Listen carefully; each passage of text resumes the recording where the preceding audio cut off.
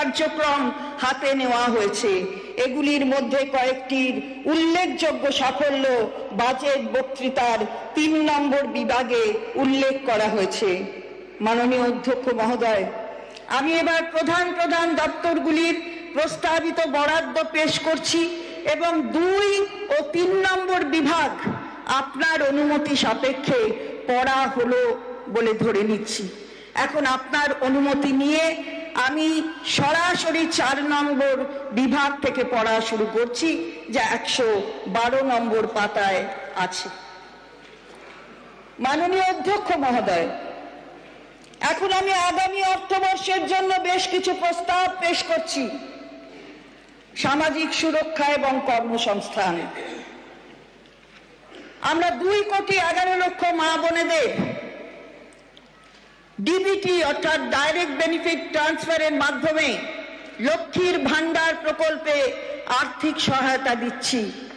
আমাদের মা বোনেদের হাত আরো শক্ত করার জন্য এই মা মাটি মানুষ সরকার আনন্দের সঙ্গে জানাচ্ছে যে লক্ষ্মীর ভান্ডার প্রকল্পে তফসিলি জাতি এবং জনজাতি শ্রেণীর জন্য আর্থিক সহায়তা বৃদ্ধি করে মাসিক ১২০০ টাকা এবং অন্যান্যদের জন্য এই সহায়তা বৃদ্ধি করে মাসিক ১,০০০ টাকা করা হবে।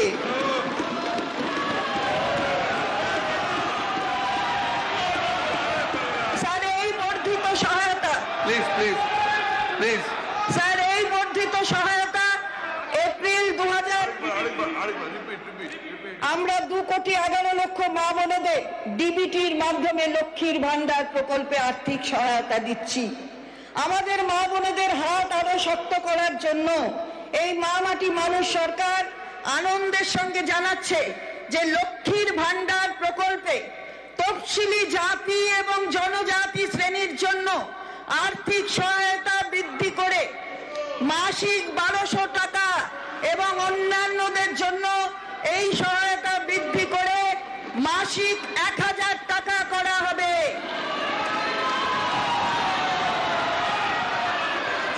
এই বর্ধিত সহায়তা এপ্রিল ২০২৪ থেকে লাগু হবে এবং সরাসরি ব্যাংক ট্রান্সফারের মাধ্যমে প্রাপকরা মে ২০২৪ মাসের শুরু থেকেই পাবেন।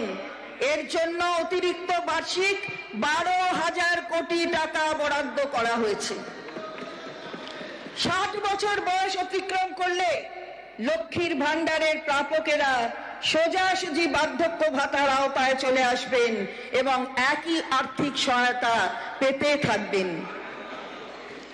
স্যার, আমাদের উপকূলবর্তী জেলাগুলির বিশেষ করে পূর্ব মেদিনীপুর, উত্তর ২৪ পরগনা এবং দক্ষিণ ২৪ পরগনার মৎস্যজীবীরা তাদের জীবিকা অর্জনের জন্য প্রতিকূল অবস্থার মধ্যে সমুদ্রে যান।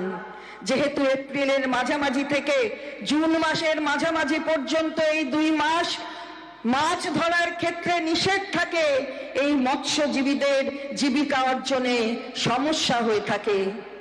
আমি আনন্দের সঙ্গে জানাচ্ছি যে এই ২ মাসে এইসব মৎস্যজীবীদের জীবিকার সহায়তার জন্য সমুদ্র সাথী নামে একটি নতুন প্রকল্প চালু করা হলো।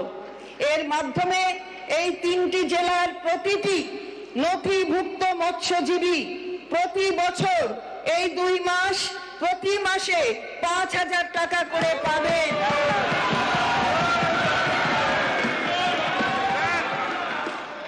স্যার, এই ৩টি জেলায় প্রতিটি নথিভুক্ত মৎস্যজীবী প্রতি বছর এই ২ মাসে প্রতি মাসে ৫,০০০ টাকা করে পাবেন।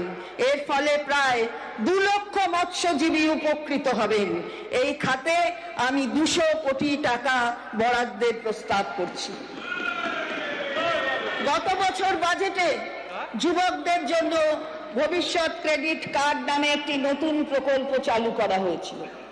এই প্রকল্পে 18 থেকে 50 বছর বয়সী 2 লক্ষ যুবক যুবতী তাদের স্বনিযুক্তমূলক কর্মে ক্ষুদ্র উদ্যোগ সংস্থা স্থাপনের জন্য এবং কর্মসংস্থানের সুযোগ সৃষ্টির জন্য আর্থিক সহায়তা বাবদ বা সর্বাধিক 5 লক্ষ টাকা আর্থিক ঋণ ব্যাংক মারফত পান।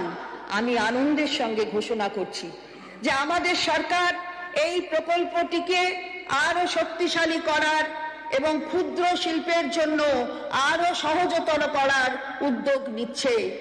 এই উদ্দেশ্যে ভবিষ্যৎ credit card interest subvention scheme চালু করার প্রস্তাব রাখছি, যাতে সমস্ত যোগ্য উদ্যোগপতিরা এই প্রকল্পের অধীনে কোনো কোল্যাটারাল ছাড়াই 100% নিশ্চিত ঋণ পেতে পারবেন, নামমাত্র 4% সুদে।